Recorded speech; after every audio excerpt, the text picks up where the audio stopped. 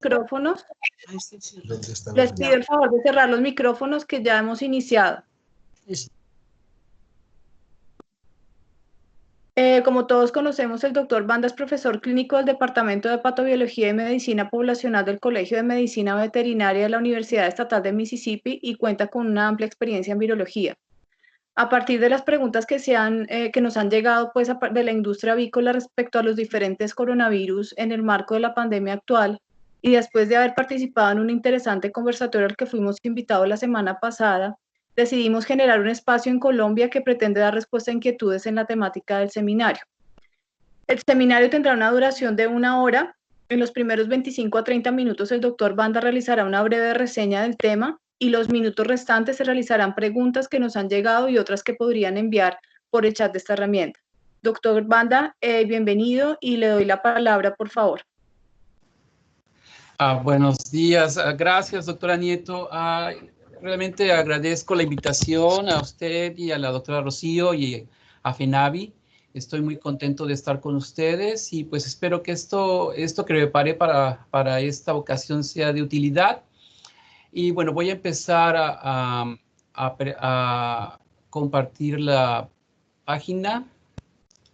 Ok, es este. Ok.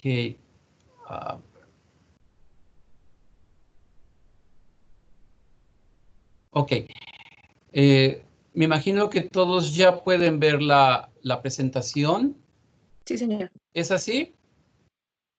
Ok, muy bien.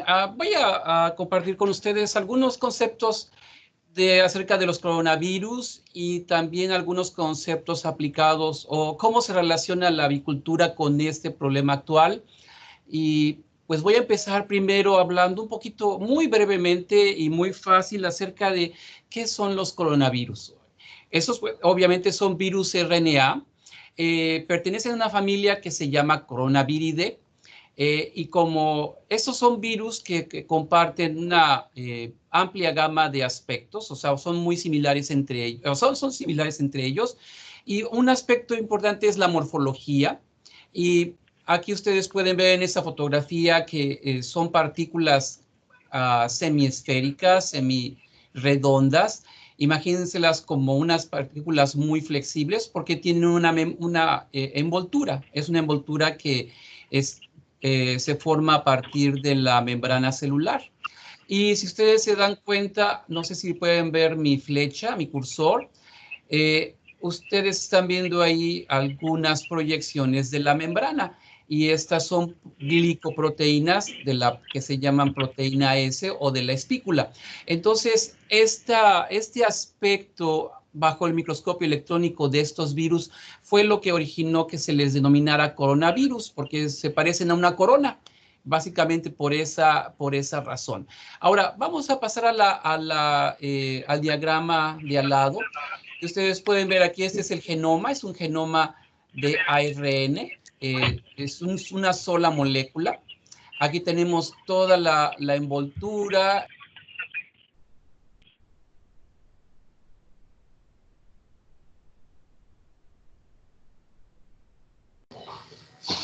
¿Qué más, señores? Se perdió el sonido. Buenos días, se perdió el sonido. ¿Ya está en cuarentena? Buenos días, ya revisamos. Un segundo, por favor.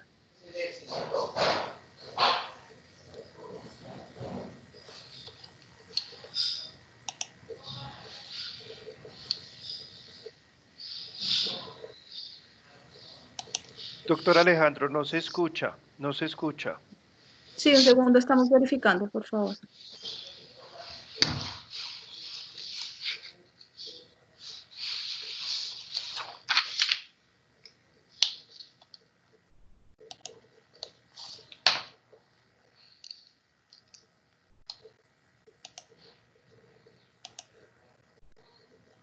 ¿Pero ahora sí me escuchan? Sí. Sí, ahora sí. Perdón, por alguna razón apreté el botón que no debía. A ver, ¿ahora sí me escuchan?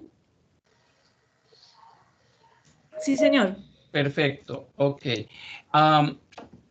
Entonces, como les comentaba, tenemos esta proteína que es la proteína S de las espículas. Y esta proteína es muy importante. Primero porque es la porción que está más externa del virus. Es la molécula que va a tener el contacto con la célula huésped.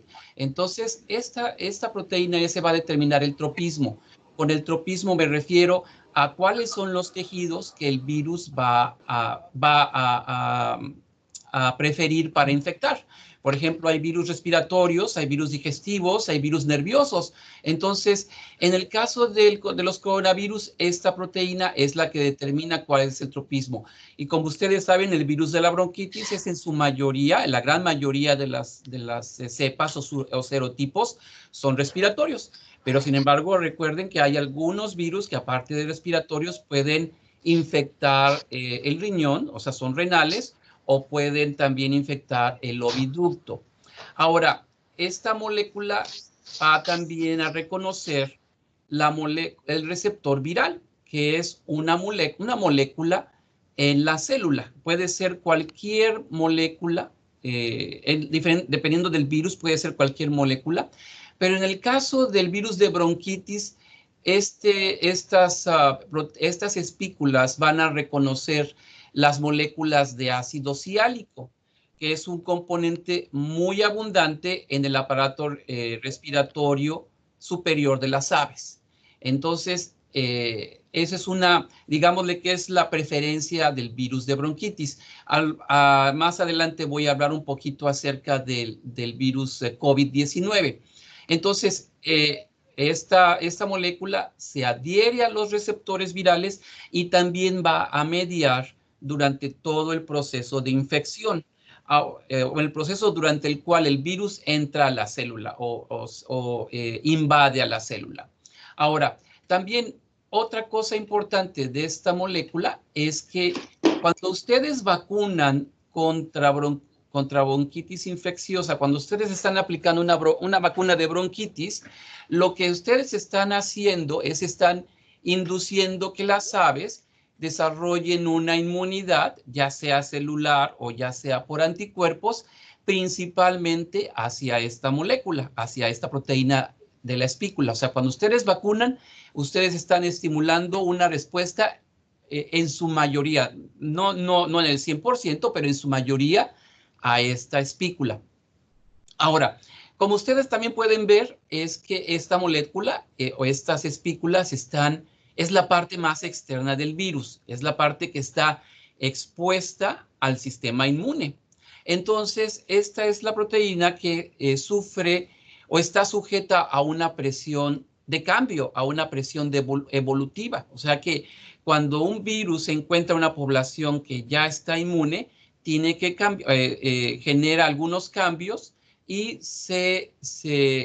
estos cambios se expresan principalmente en esta espícula.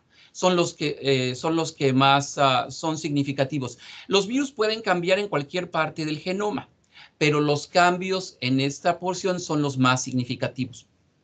Ahora, ustedes saben que hay diferentes serotipos de bronquitis. Massachusetts, Connecticut, Arkansas, QX, etcétera, etcétera. Entonces, lo que permite la diferenciación o las diferencias en esos serotipos están precisamente concentradas en esa molécula. Entonces, o en esa proteína.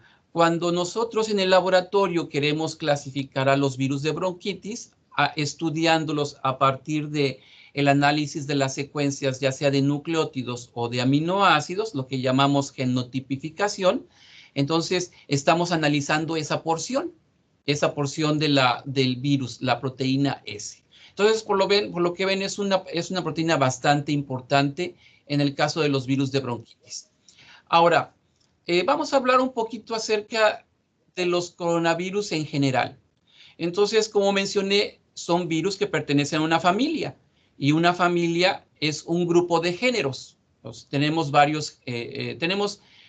4 géneros de coronavirus: los alfa coronavirus, los beta, los gamma y los delta.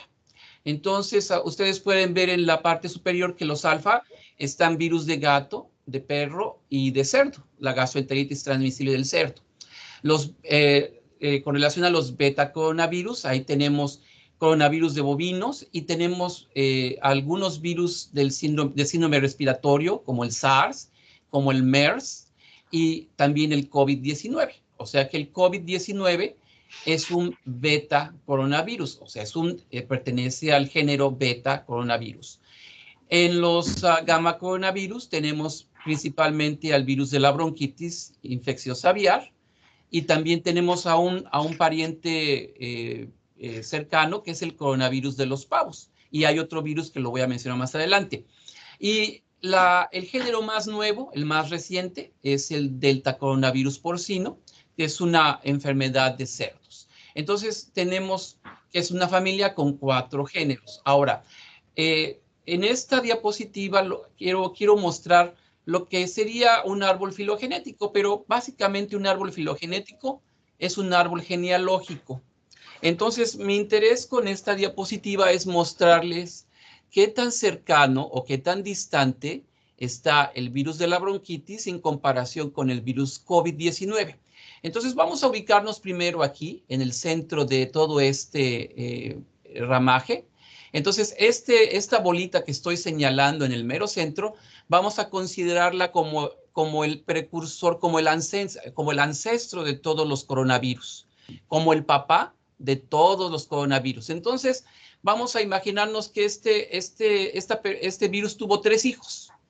Y de estos 3 hijos, en el primero se desarrollaron los alfa y los delta. Este es el ancestro para los alfa y los delta. Luego, tuvo otro hijo y de aquí salió el linaje de los beta coronavirus. Y luego de aquí partimos para acá y salió el linaje de los gamma coronavirus.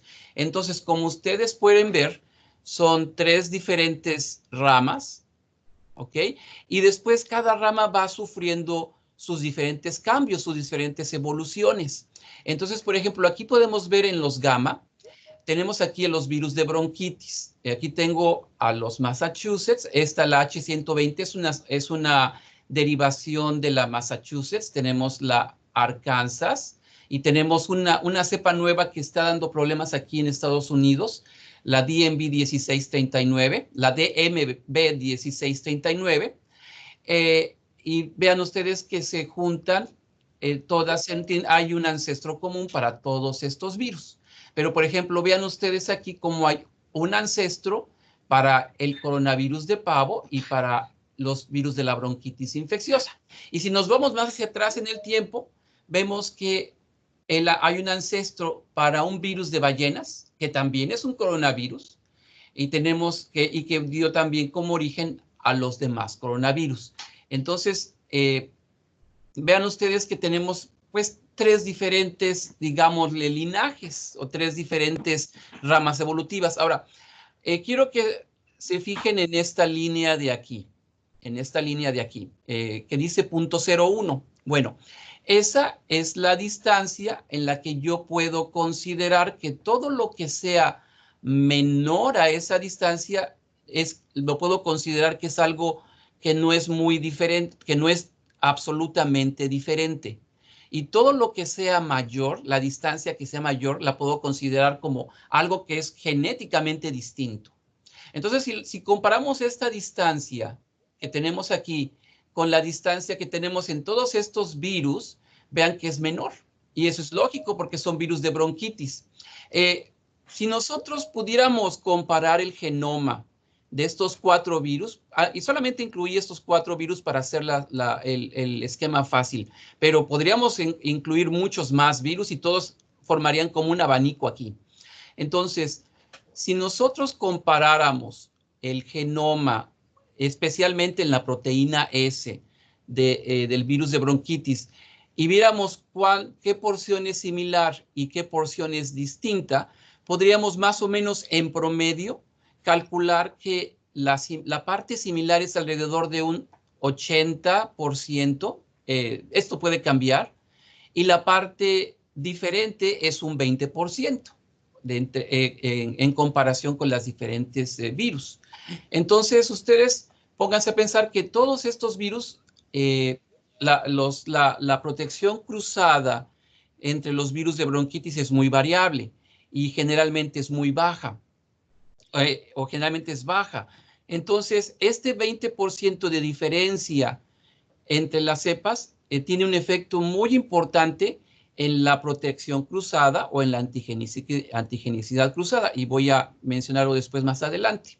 Entonces, vámonos ahora con los beta. Entonces, aquí tenemos la familia de los beta, y entonces vean ustedes que el virus COVID-19 es un virus que comparte un ancestro común con el SARS, pero fíjense que realmente no es tan similar. O sea, tienen ambos un papá común, pero son muy distintos. Y después vean ustedes que también es distinto al MERS, o al virus del síndrome respiratorio del Medio Oriente. Ahora, también en esta familia beta, bueno, ustedes, déjenme de cambiar la idea un poquito. Ustedes han de pensar que este coronavirus, es un virus nuevo en humanos. Pues de hecho no. De hecho, hay varios virus respiratorios, coronavirus respiratorios en humanos. Es más, de hecho, estoy seguro que muchos de ustedes han de haber sufrido un resfriado, una gripe, por un virus de estos. Entonces, aquí estoy colocando a un ejemplo de ellos, el coronavirus humano OC43, que genera infecciones en el aparato respiratorio superior. Entonces, vean que los humanos, no estamos ajenos no hemos estado ajenos a infecciones por coronavirus en el pasado. El problema es que si ustedes comparan esta distancia, vean ustedes, para comparar al virus COVID-19 con el próximo coronavirus humano, vean todo lo que yo tengo que recorrer para llegar al ancestro común. Entonces, son virus muy distintos. Ahora, vamos a regresar al virus de bronquitis. Entonces, imagínense todo este trayecto para llegar al ancestro común. Entonces, estamos hablando que a pesar de que son coronavirus, a pesar de que pertenecen a la misma familia, a pesar de que comparten muchas características, son virus antigénicamente muy distintos. Eso es algo que quiero que quede bien claro. Son coronavirus, pero son muy distintos, están muy separados en toda la relación genética y evolutiva. Muy bien, vamos a continuar un poquito hablando acerca de la bronquitis. Ustedes ya saben, es una enfermedad respiratoria, principalmente de la vía del aparato respiratorio superior, aunque hay algunas cepas que infectan hacia abajo en los pulmones. Es una enfermedad también, como ustedes saben, altamente aguda, es más severa en las aves jóvenes. Las aves con bronquitis ya no están en su 100% y afecta el crecimiento. Y aparte, este virus predispone a complicaciones bacterianas porque el virus se replica en el tracto respiratorio superior, en la tráquea, en la orofaringe, en las vías respiratorias altas, y genera una cilioestasis, o sea, una parálisis de los cilios, y automáticamente este es un sistema de defensa que queda completamente anulado y bacterias pueden invadir de manera secundaria. Ahora, recuerden que también hay virus que tienen una afinidad por el aparato reproductor y pueden provocar baja en la producción de huevo y también una disminución en la calidad, especialmente en el cascarón o en la cáscara. Y bueno, lo que tengo entendido es que en Colombia lo que ustedes utilizan para vacunación son vacunas Massachusetts o vacunas relacionadas. Ahora, la vacunación en el caso de bronquitis se complica por la presencia de los diversos serotipos y subtipos que existen en el campo, y hasta donde tengo entendido, como ustedes aplican Massachusetts, es un virus que está circulando en Colombia, pero también hay algunas variantes. Desafortunadamente estuve yo buscando algún estudio de virus presentes en Colombia y realmente no hay muchos. Hay un artículo de un grupo en Uruguay donde menciona que hay virus del linaje G116 y G11, pero realmente no explica realmente qué tan cercanos o qué tan distantes están con los virus Massachusetts. Y también tengo entendido que ustedes han tenido problemas con las cepas QX, que son cepas que se enfocan en el tracto reproductor y que generan el síndrome de la postura falsa y otros problemas asociados. Ahora, la estrategia para vacunación, lo mejor es aplicar una vacuna o un virus vacunal que esté cercano al virus de campo, lo que llamamos una vacuna homóloga.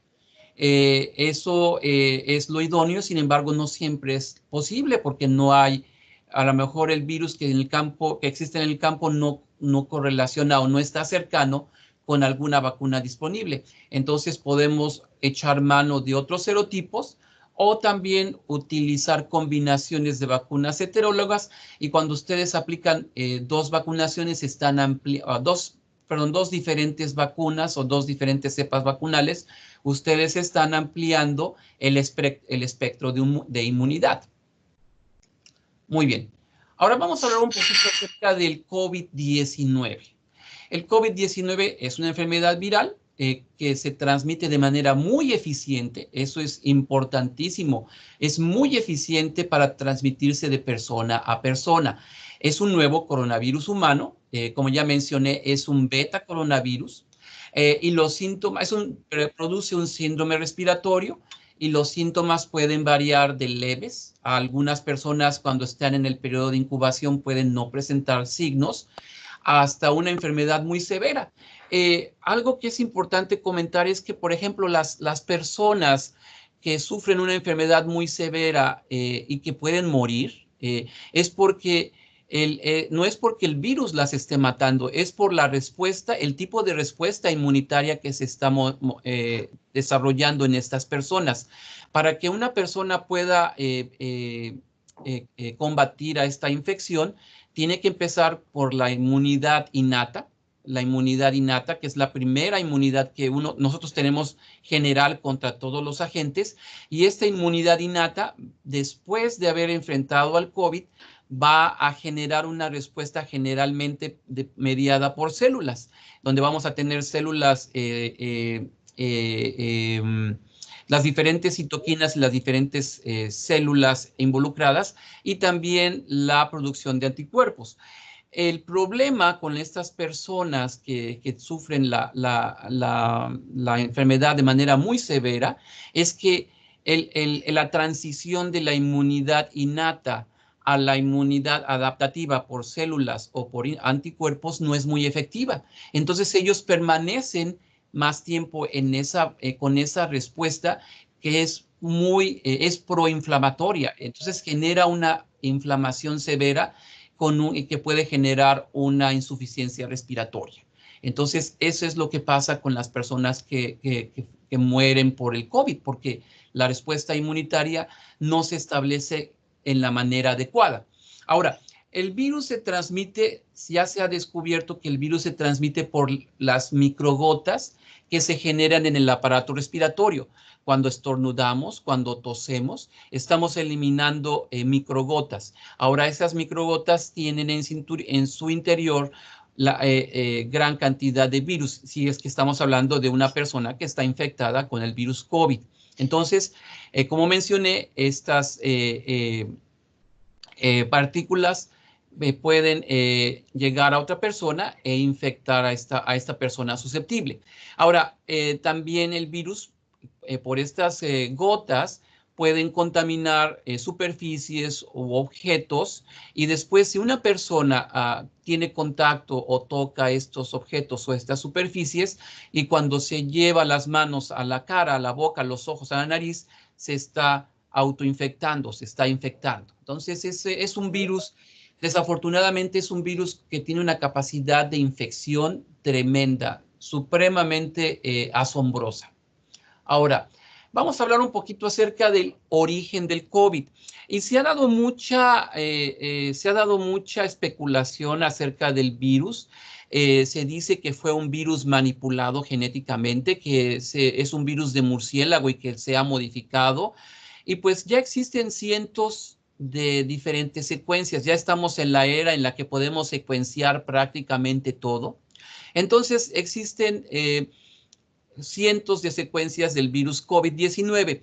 Y para poder generar un virus, si ahorita en el laboratorio yo tuviera un laboratorio para generar virus, yo tendría que poner en el virus algunos marcadores porque son necesarios para que yo pueda hacer toda la transformación del virus.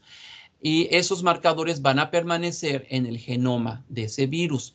Entonces, si el virus fuera manipulado genéticamente, tendría la presencia de esos marcadores. Muchos de esos pertenecen a compañías, o sea, hay compañías que hacen todos los vectores y los clones y todo para poder realizar todas estas manipulaciones genéticas, y algunos ya están hasta patentados. Entonces, si realmente el virus fuera una manipulación en el laboratorio, nosotros ya hubiéramos sido capaces de detectarlas en las secuencias. Y no lo hemos hecho así. Entonces, eso quiere decir que es un virus que se generó de manera natural, como los virus se generan de manera natural.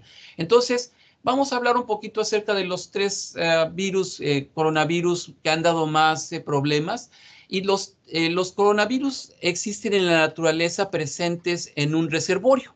Un reservorio es un animal, es un organismo en el cual el virus y este organismo llegaron a un acuerdo. Entonces, el virus no va a enfermar a este hospedero, a este reservorio, no lo va a afectar de manera drástica, pero sí el hospedero le va a permitir reproducirse y generar diversidad.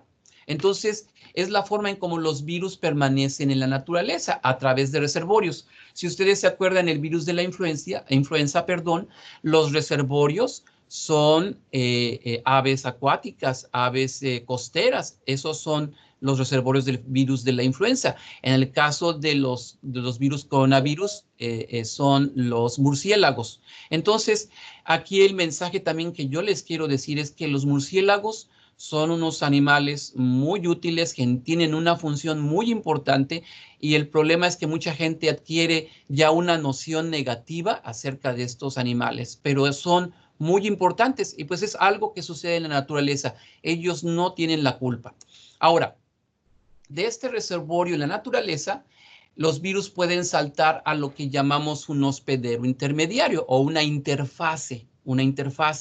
Entonces, en el caso del virus COVID todavía no hemos determinado a ciencia cierta, o no se ha determinado a ciencia cierta, cuál es el hospedero intermediario. Se dice que es, hay un animalito que se llama pangolín, que lo están viendo ustedes en su pantalla. Este animalito, cuando está asustado, se enrosca y genera que se hace una bolita y ya las escamas lo protegen.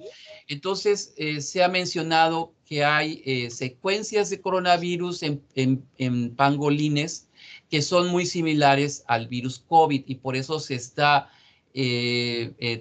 hecho la teoría, se ha establecido la teoría de que el pangolín es el hospedero intermediario.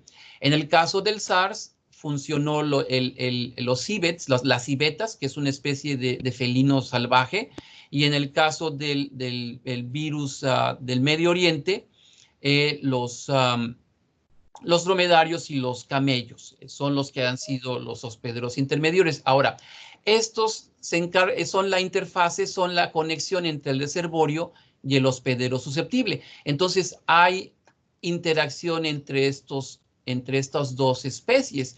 Por ejemplo, el pangolín se considera que es un animal que se puede comer en algunos lugares, o que inclusive las escamas las consideran como remedio para algunos trastornos. Lo mismo las civetas. Hay algunos mercados en Asia que usan, o en Oriente, que las personas consumen estos animales, o por ejemplo los camellos, que son utilizados como medio de transporte, o que la gente puede consumir la leche. Entonces, aquí tenemos que hay una conexión entre estos hospederos, y por lo tanto los virus van saltando de especie en especie. Es por esa la razón que conectamos un virus que naturalmente se encuentra en los murciélagos y cómo pudo llegar a los seres humanos. Por eso es importante no tener contacto con especies que no son domésticas o de manera convencional. Ok, ahora vamos a hacer una comparación entre estos dos virus. Entonces, el virus de la bronquitis, los hospedadores son los pollos y otras especies aviares. En el caso del COVID son los humanos.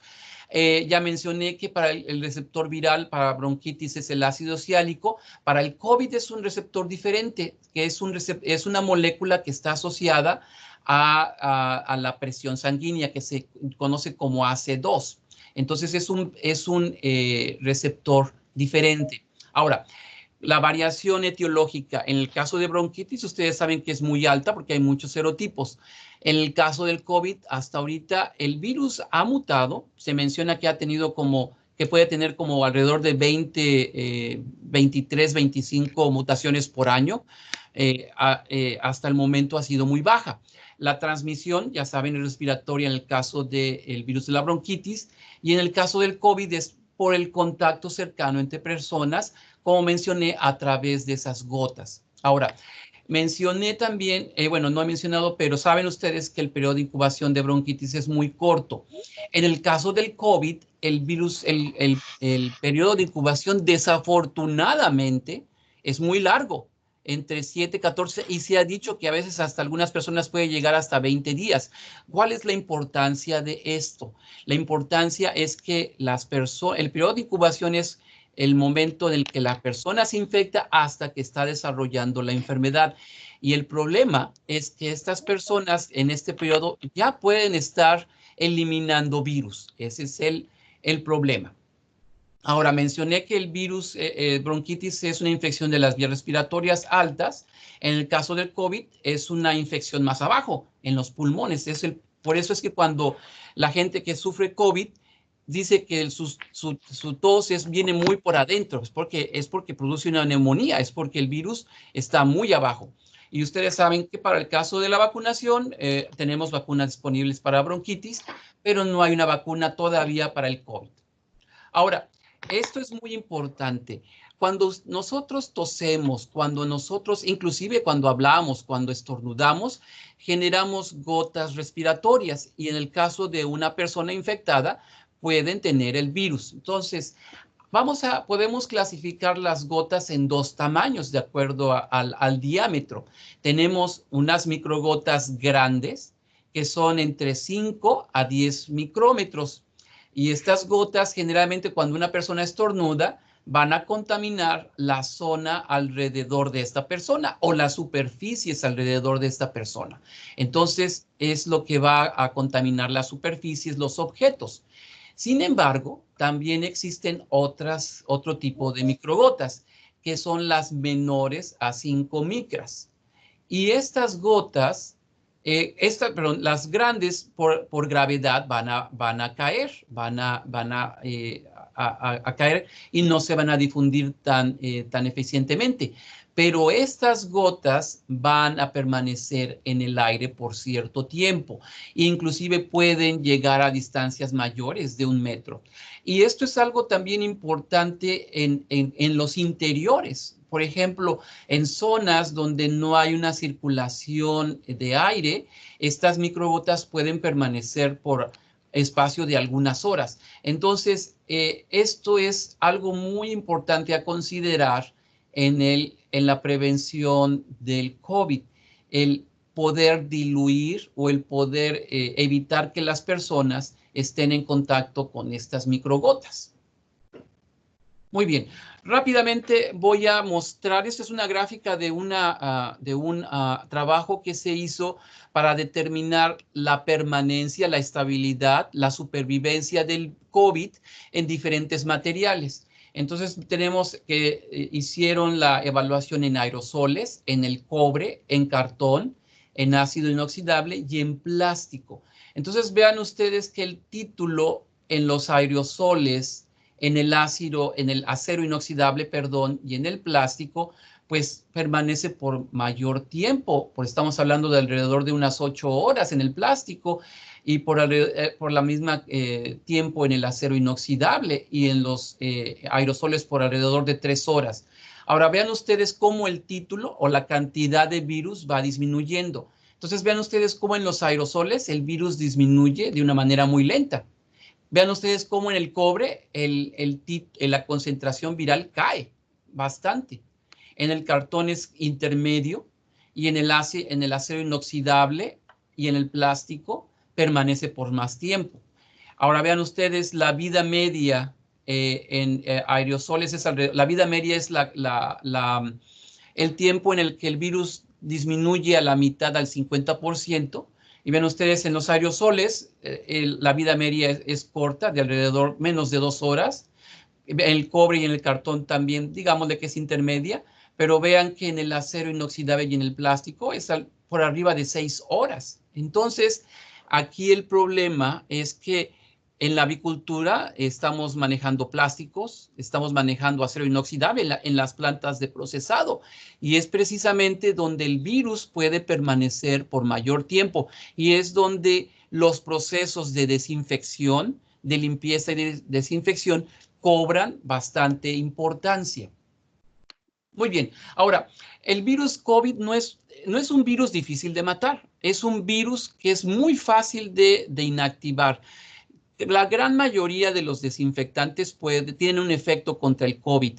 Y vean, aquí puse una lista de los más comunes. El alcohol tiene que ser al mínimo del 60%, porque si es alcohol en menor porcentaje no va a funcionar.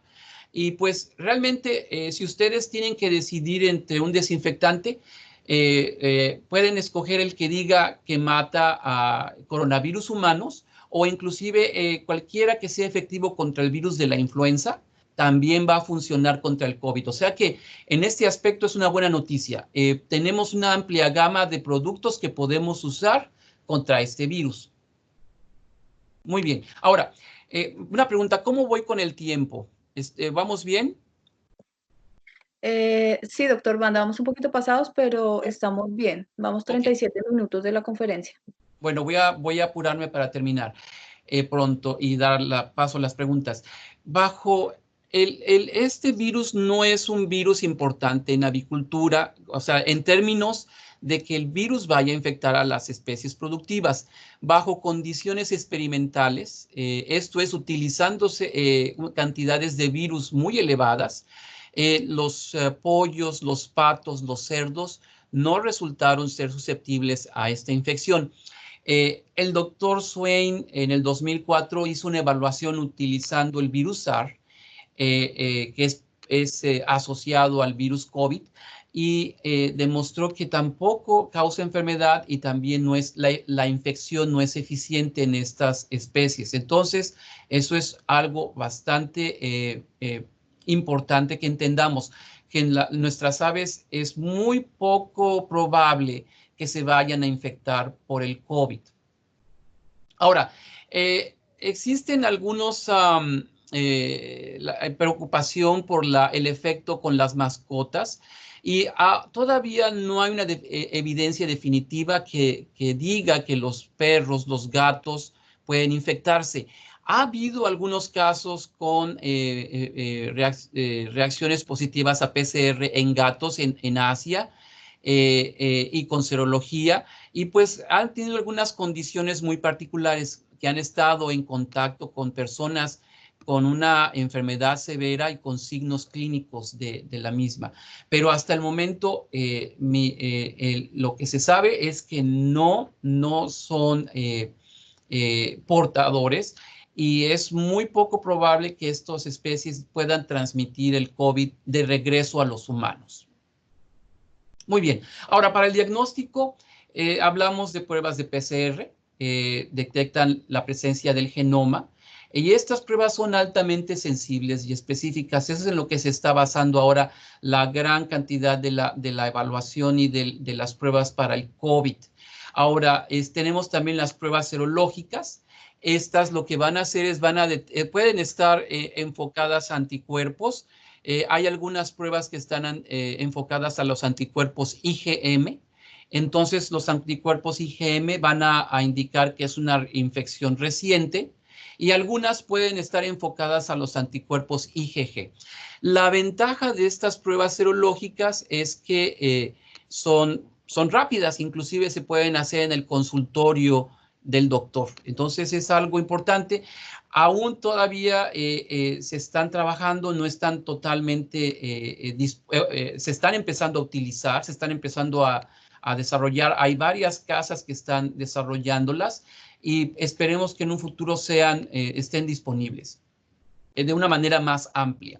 Ahora, el problema con el COVID no es un problema de seguridad alimentaria. No hay evidencia de que se transmita por alimentos. Eso es algo que se ha demostrado, que se ha observado. No hay evidencia de que el virus se pueda transmitir a través de la carne, a través del huevo, a través de la leche. El problema es un problema de salud global. Ustedes lo han visto cómo empezó en China y pasó a Asia, a Europa y ahora lo tenemos en el continente americano. Entonces, el impacto en la industria avícola va a ser de esta manera. Va a ser por la posible transmisión del COVID en los sitios de trabajo, por el ausentismo que se va a generar, por los cambios en los patrones de comercio. Por ejemplo, yo veo que ahora hay mucha demanda de carne, de pollo. El problema va a ser que no va a haber personas que ayuden a transportar los suministros o hacer las entregas. Entonces, ese va a ser el impacto. Y no solo la industria avícola, la industria de carne de res, de cerdo, están viendo los mismos desafíos. Entonces, aquí puse algunas notas de las noticias donde el problema del COVID en la industria de la producción de alimentos se está mostrando principalmente en las plantas de procesamiento. Esos lugares van a ser el tendón de Aquiles, porque ha habido plantas que han tenido que cerrar porque los trabajadores se contagiaron y ya no hay quien trabaje. O, por ejemplo, que en algunos lugares los oficiales le han pedido a alguna compañía cerrar la planta para evitar diseminaciones posteriores. Entonces, el problema en la avicultura es precisamente en la planta de procesamiento.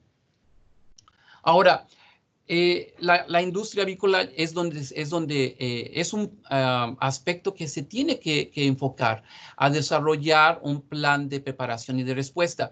En esa semana estaba hablando con la doctora Nieto y ella me comentaba que FENAVI ya tiene un plan, un documento de respuesta de autogestión, y eso es excelente, eso es muy bueno, porque es donde nos tenemos que enfocar en reducir el riesgo de transmisión en el sitio de trabajo. Ahora, hay diferentes formas. Yo aquí lo menciono, por ejemplo, lo que se llama controles de ingeniería. Por ejemplo, todos los cambios que ustedes hagan en las instalaciones, en el equipo, para reducir la transmisión.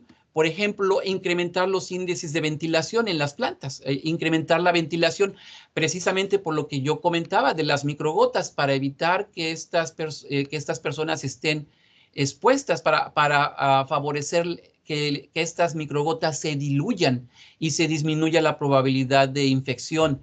Por ejemplo, las barreras físicas, poner algunas barreras entre las personas para evitar que estas gotas le lleguen a la persona que está cercana. Ahora tenemos los controles administrativos, y es todo lo que nosotros hacemos, todas las prácticas que nosotros hacemos para reducir la transmisión. Y estamos hablando del equipo de protección, y eso tiene que tener un entrenamiento adecuado, promover prácticas de seguridad diversas, y lo más importante aquí, el distanciamiento social se ha demostrado que es hasta ahorita lo más efectivo para reducir la transmisión, y la limpieza y la desinfección. Entonces, es importante que las empresas, las compañías tengan un plan de respuesta. Y pues esto era lo que yo quería comentar con todos ustedes, y pues voy a estar muy contento de responder preguntas. Doctor Banda, muchas gracias por su clara y completa presentación. Tenemos unas preguntas que nos han llegado pues, de la industria, y el primero es, ¿el virus de la bronquitis infecciosa aviar se caracteriza por la alta capacidad de mutación y recombinación? En el caso que se tenga la vacuna para el COVID-19, ¿es posible que la vacuna, una vez desarrollada, pueda perder la generación de protección? Es una muy buena pregunta. Con los virus no sabemos, no podemos tener una última palabra. En el caso del COVID, se ha visto que las mutaciones hasta el momento han sido en zonas que no tienen mucho impacto en las características antigénicas. Ahora, también el COVID ahorita ha estado en una población muy susceptible. Entonces, yo creo que ahorita una vacuna va a ser muy efectiva inicialmente para poder controlar esta enfermedad. Y si el virus puede mutar, es posible, eso va a depender de muchas cosas, y entre lo que yo decía es qué tan fácil le hacemos al virus la capacidad de infectarnos. Entonces, una vacuna no va a ser la panacea. Tenemos que usar la vacuna, pero también usar otras medidas para disminuir la infección. Sí, Gracias, doctor Banda.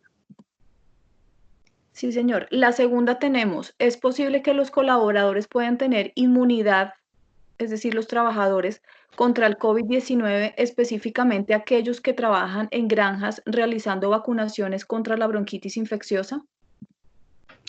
Bueno, el virus de la bronquitis infecciosa no es un virus que pueda infectar de manera eficiente al humano. Para que una persona desarrolle inmunidad contra el virus de bronquitis, debe de sufrir una infección eficiente, o sea, real. Hay algunos estudios donde muestran que hay algunas personas con ciertos niveles, pero son niveles de anticuerpos muy bajos. Ahora, ese por un lado, o sea, no estamos diseñados para responder hacia el virus de la bronquitis como seres humanos.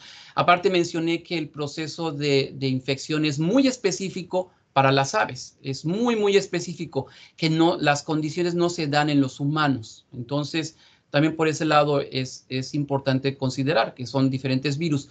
Ahora, también, como mencioné, el virus de bronquitis y el COVID-19, a pesar de que son coronavirus, están muy distantes, como lo mencioné, en la escala genética. Y algo que yo les mencionaba es que la similitud entre los virus de bronquitis es de un 80%.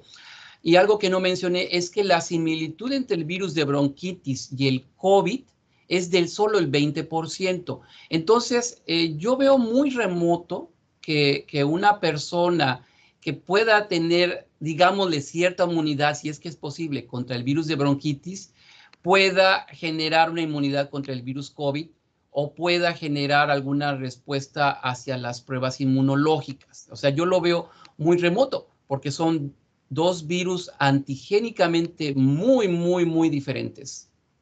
Ok, doctor, gracias. La tercera pregunta, en Colombia se realizan pruebas moleculares basadas en la detección de ácido nucleico para el SARS-CoV-2 mediante ensayos de RT-PCR. De igual forma, el Ministerio en sus protocolos considera que estudios serológicos pueden ayudar a la investigación de brote en curso por medio de pruebas basadas en detección de anticuerpos. La pregunta específica es si estas pruebas indirectas pueden generar falsos positivos en el caso de trabajadores que realicen labores de vacunación contra bronquitis o que hayan tenido contacto con el virus de campo.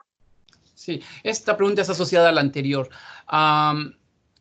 Como mencioné, es muy poco probable, Como por lo que mencioné, no vamos a tener, nosotros no tenemos una respuesta muy eficiente contra el virus de bronquitis a pesar de que estemos trabajando con él o estemos vacunando a las aves. Ahora,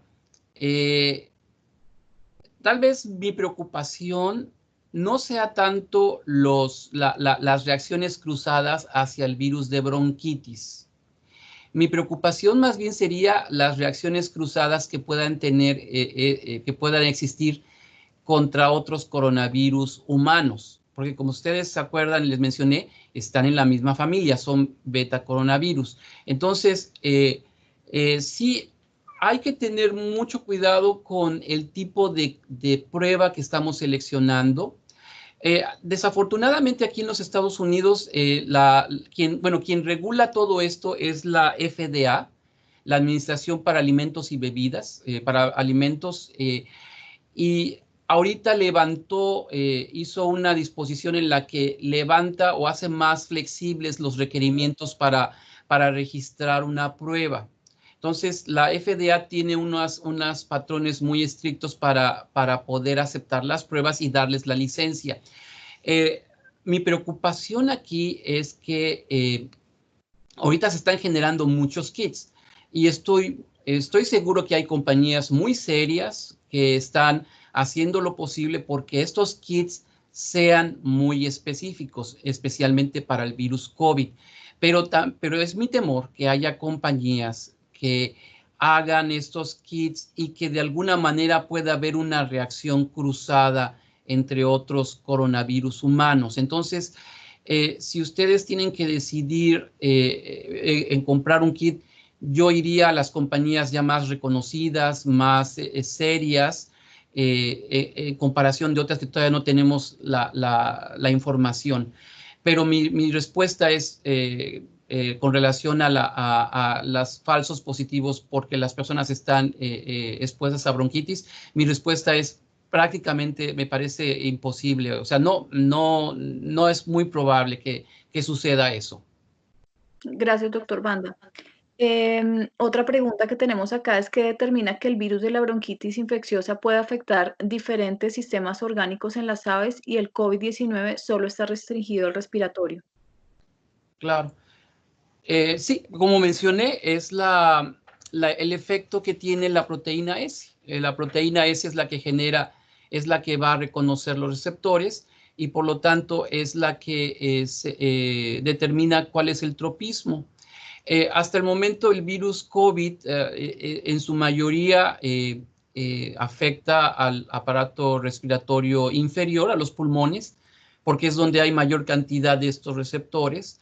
Pero también se ha visto algunos casos en los cuales las personas desarrollan problemas digestivos. Entonces, en su mayoría respiratoria, pero también puede haber algunos casos tal vez atípicos donde la gente desarrolla problemas digestivos. Y eso está basado por el receptor y por el proceso de cómo el virus infecta. Y como mencioné, cada virus tiene una forma muy específica de actuar. Ok, doctor Banda, muchas gracias por la respuesta. Tenemos otra pregunta y es, hoy las empresas avícolas están reforzando sus protocolos de limpieza y desinfección y generando otros específicos para la prevención del COVID-19 para la protección de sus trabajadores y las unidades de producción. Los principios activos, usted tenía una lista, nos mostró una lista, y acá nos preguntan si los principios activos que se vienen utilizando en la industria podrían ser utilizados en los protocolos de la prevención del COVID.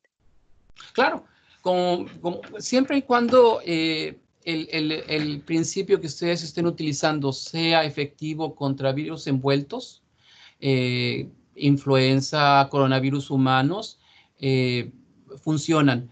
Recuerden que siempre la desinfección funciona siempre mejor cuando hay una limpieza previa, lavado y luego desinfección. Y pues, como mencioné, no es un virus difícil de matar.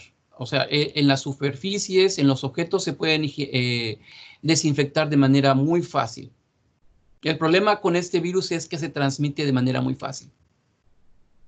Ok, doctor Banda. Tenemos dos preguntas que creo que están relacionadas y probablemente ya están pues resueltas dentro de la presentación, pero ¿cuál es el riesgo de infección a partir de alimentos o empaques de los mismos? Y si un trabajador en la planta de beneficio del pollo en una granja de huevo comercial resulta enfermo por el COVID-19, ¿dichos productos serán seguros para el consumo?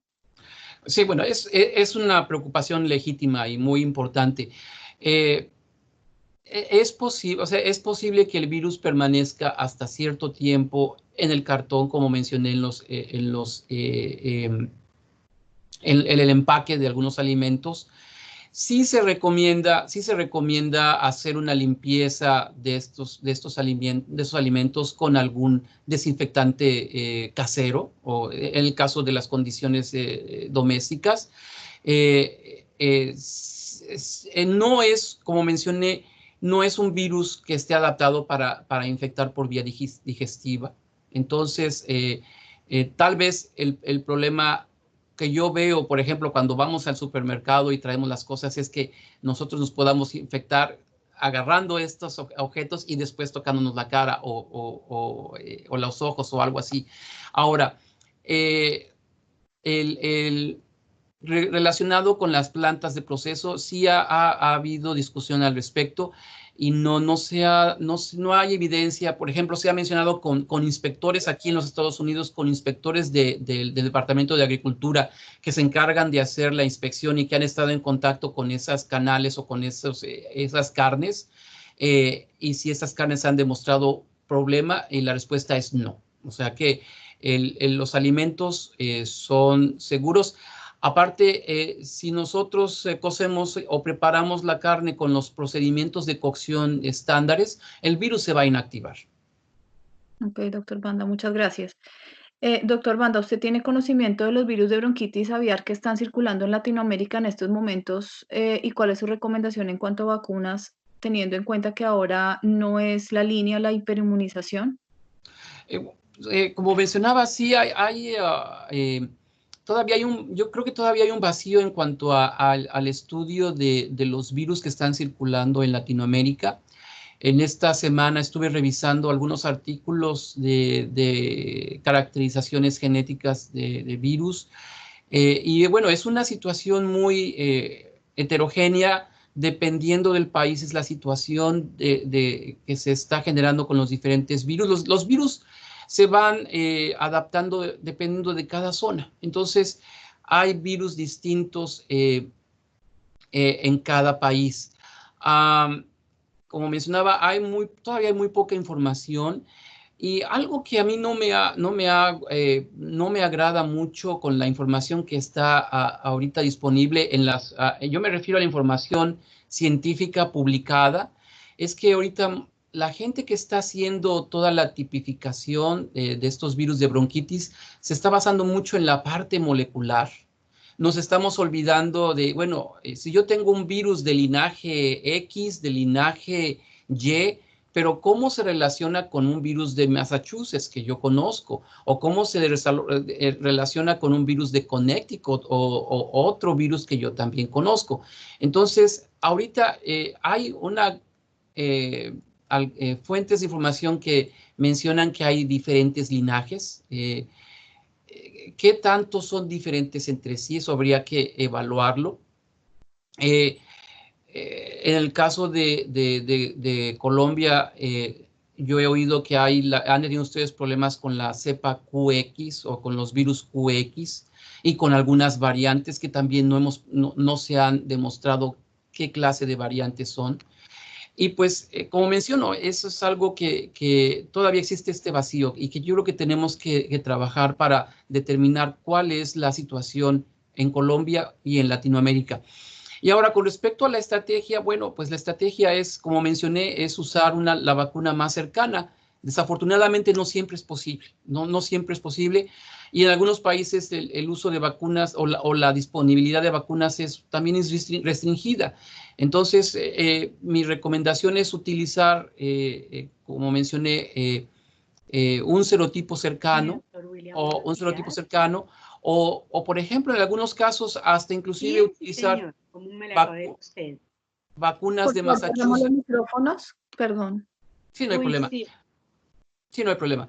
Por ejemplo, mencionaba yo... Sí, está haciendo como... Ili, ¿no lo puede cerrar, por favor, como administrador? Sí, otra vez. No, no lo puedo cerrar. Doctora Gloria. Bueno. A ver, bueno. ¿Sí? No sabía que mandó la rectora, que eso no he visto. Bueno, quien esté hablando, calladito. Muy bien, como mencioné. ¿Lo mandar? Porque yo estaba en el corredor. Ya le digo por el interno.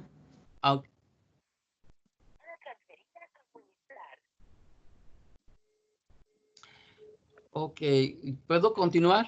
Sí, por favor. Bueno, ok, no, yo entiendo, sucede en todos los seminarios de esta situación. Como mencionaba, utilizar un serotipo asociado, si está disponible, o por lo menos incrementar el uso de vacunas asociadas a la Massachusetts, por ejemplo, diferentes marcas, no usar solamente una marca, sino usar de otro laboratorio, y eso de alguna forma también puede incrementar a cierto grado la inmunidad. Esa sería la respuesta, tratar de usar el serotipo homólogo o tratar de usar una cepa cercana o usar combinaciones. Eso sería la respuesta. Y pues obviamente cuidar muchas condiciones de ambiente. Y pues lo que estaba mencionando, mejorar la ventilación, mejorar la bioseguridad, también son cosas importantes. Gracias, doctor Banda. Hay dos preguntas que creo que están relacionadas para responderla en una sola, y es si un trabajador de la empresa contrae COVID-19, ¿qué debo hacer para continuar las operaciones y proteger al personal? Y también la otra es, ¿dónde se puede encontrar más información acerca de la seguridad en plantas de proceso de pollo y los sitios de trabajo durante la pandemia? Esa es muy buena pregunta. Como mencioné, se debe de tener un plan, o sea, se deben de establecer un plan de respuesta, de prevención. Como ya había mencionado, FENAVI ya tiene disponible un documento, y pues hay otras fuentes. Por ejemplo, la semana pasada también estaba yo revisando, aquí en los Estados Unidos tenemos lo que es la Agencia de Seguridad del Trabajo, lo que se llama la OSHA. Y esta organización tiene publicaciones en español y hace recomendaciones relacionadas con el COVID para cómo incrementar la seguridad, cómo reducir la transmisión. También lo que llamamos el CDC aquí, el control de enfermedades, la Organización del Control de Enfermedades, el Centro de Control de Enfermedades también tiene publicaciones y algunas están en español.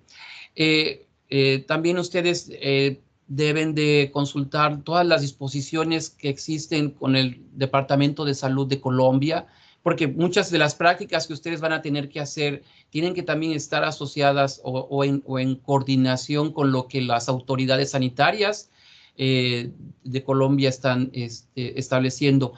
Y pues como mencioné, todas estas prácticas o todos estos aspectos del plan de respuesta pues deben de estar basados en los controles de ingeniería, o sea, en en la forma en cómo podemos mejorar o cambiar nuestras instalaciones o los equipos para reducir la infección, y también los controles administrativos, todas las prácticas que estamos haciendo en las personas. Entonces, revisen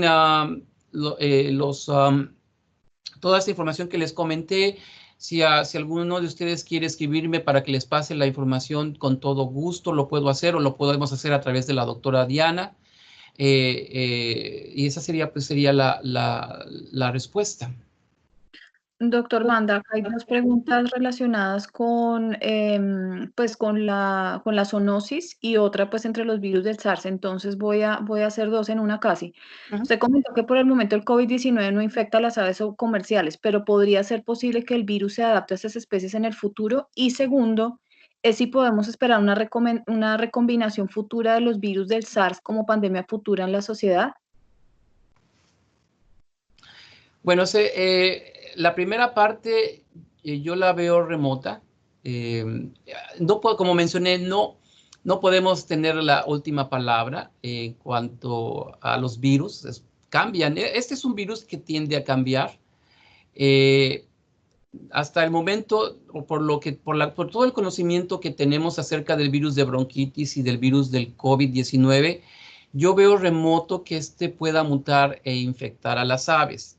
Ahora, como yo mencioné en una de las diapositivas cuando les mostré los hospederos intermediarios, los reservorios y las especies susceptibles, muchos de estos saltos de los virus a otra especie se dan porque están las condiciones adecuadas. Entonces, todas las medidas de bioseguridad que ejerzamos, que hagamos, todo lo que hagamos para prevenir que nuestros trabajadores se contagien o se disemine el COVID dentro de nuestras instalaciones, también va a ayudar a que prevengamos que las aves se infecten. Pero, repito, yo veo muy poco probable que las aves en un futuro se lleguen a infectar. O sea, es más probable que aparezca una nueva cepa de bronquitis. Yo creo que es en lo que nos tenemos que preocupar más. O que aparezca una nueva cepa de influenza aviar. Esos son nuestros problemas en cuanto a la sanidad de las aves. Bronquitis, influenza aviar. Yo veo muy remoto que el COVID se pueda pasar a las aves. Y pues con que el SARS pueda mutar, el SARS pueda mutar para, ¿cómo me comentó? Para... entre los virus. O sea que al contar, perdóneme, acá estoy. Que si podemos esperar una recomendación futura de los virus del SARS como pandemia futura, como problema de los humanos. Se referirán al SARS antiguo, porque Sí, el COVID es SARS-CoV-2 y el SARS es el CoV-1. Bueno, ese es un virus que se presentó, que afortunadamente fue una infección restringida a Asia. Tengo entendido que hubo algunas personas que viajaron, pero no se difundió en América. Tal vez este virus no tenga tanta importancia ya en la actualidad. Se presentó, no tuvo las características importantes para desarrollar una pandemia. El problema que veo con el COVID es que es un virus que se disemina muy fácil, y yo creo que es un virus que va a permanecer por mucho tiempo circulando. Mi temor es que es un virus que a lo mejor se puede se puede volver estacional. A lo mejor es un virus que muy probablemente se va a formar, o si lo permitimos, se va a volver como el virus de influenza que está circulando constantemente. Ese más bien es mi temor, no tanto con el SARS, sino con el COVID-19. Entonces, es por eso que es tan importante que sigamos el distanciamiento social, que tratemos de disminuir al máximo la transmisión de este virus. Doctor Banda, al contagiarse una persona y curarse, ¿puede volver a reincidir la enfermedad y los síntomas también presentarse después de la curación? Esa es una muy buena pregunta. Todavía no se sabe mucho al respecto. Lo que se considera es que tal vez la inmunidad, y esto va a depender de cada persona, la inmunidad tal vez no va a ser muy efectiva. Por ejemplo, hay virus como el del sarampión, que cuando lo adquirimos genera una inmunidad muy sólida y ya no nos volvemos a enfermar de sarampión. Pero este es un virus distinto y parece que la inmunidad o no es muy efectiva o no es muy duradera. Todavía no tenemos mucha información. Es posible, sí, parece que hay casos en los que a personas se han recuperado y luego han vuelto a mostrar evidencia del virus. Es posible que ya sea que la inmunidad que desarrollaron no fue sólida y se pueden volver a reinfectar. O sea, todavía tenemos que conocer más. Hoy es posible a lo mejor que las personas que se recuperaron y se vuelven a infectar, a lo mejor ahora desarrollen una enfermedad más leve. Puede ser porque ya tuvieron una exposición al virus. O sea, parece ser, como mencioné, parece ser que la inmunidad no es muy efectiva, pero eso no es culpa del virus, es tal vez la forma en cómo nosotros respondemos a este virus. Ok, doctor Banda, pues tenemos muchísimas preguntas. Voy a terminar con esta. El tiempo pues ya no nos da más. Pero la última pregunta que tengo es, ¿qué sucede con el coronavirus de la COVID-19 si cae en un ambiente de mucha corriente de aire? Por ejemplo, en las calles el viento levanta las partículas de arena que existen en el polvo. ¿Qué sucede con el coronavirus en este tipo de ambiente, incluso si los mismos vehículos en su traslado levantan polvo infectado? Bueno, el problema con la transmisión aérea es más importante en interiores, en lugares cerrados, en lugares que no hay ventilación o es una ventilación no tan efectiva. Entonces, lo que me gustaría dejar de en todos los que nos están escuchando, es que si aumentamos la ventilación en los lugares cerrados, vamos a estar diluyendo estas microgotas y vamos a estar diluyendo la cantidad del virus. El virus se va a estar circulando y se va a estar diluyendo. Entonces, eso es por una parte. En la parte de los interiores es importante la ventilación. Ahora, como que se estuvo cortando la comunicación un poquito, pero lo que entendí es la transmisión por partículas de polvo en los exteriores, cuando en los carros, en los vehículos, parece que es la pregunta, ¿no? Sí, señora, así es. Exacto. Bueno, en ese sentido tal vez es menos crítica, porque el virus ahí ya está más expuesto a otros factores ambientales, como por ejemplo la luz ultravioleta, como la temperatura, como la humedad. Entonces, ahí tal vez tenemos unas condiciones más favorables para que el virus se inactive más fácilmente. No parece ser una enfermedad que sea transmitida por vía aérea en el exterior a largas distancias, como por ejemplo lo que sucede con los virus de la laringotraqueitis, que se pueden transmitir por vía aérea y pueden llegar de una granja a la otra. Parece que no es el caso para el COVID.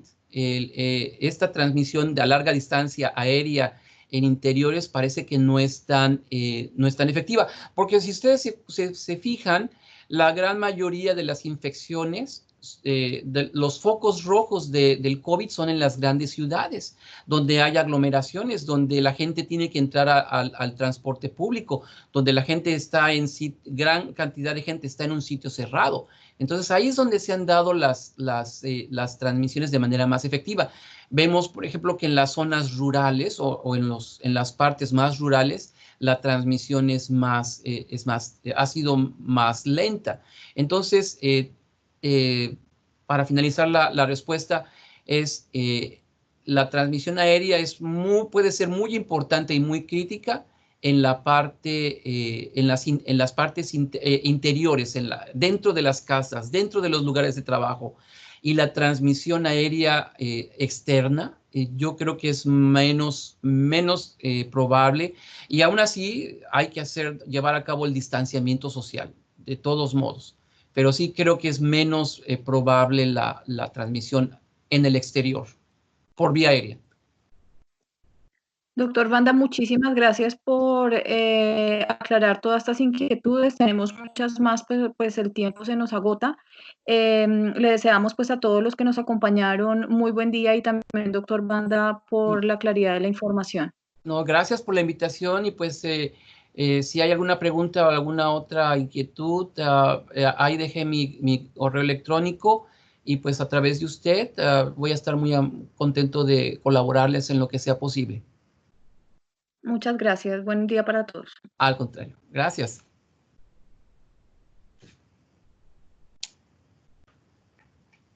Muchas gracias, doctor Alejandro. Gracias a todos. Muchísimas gracias.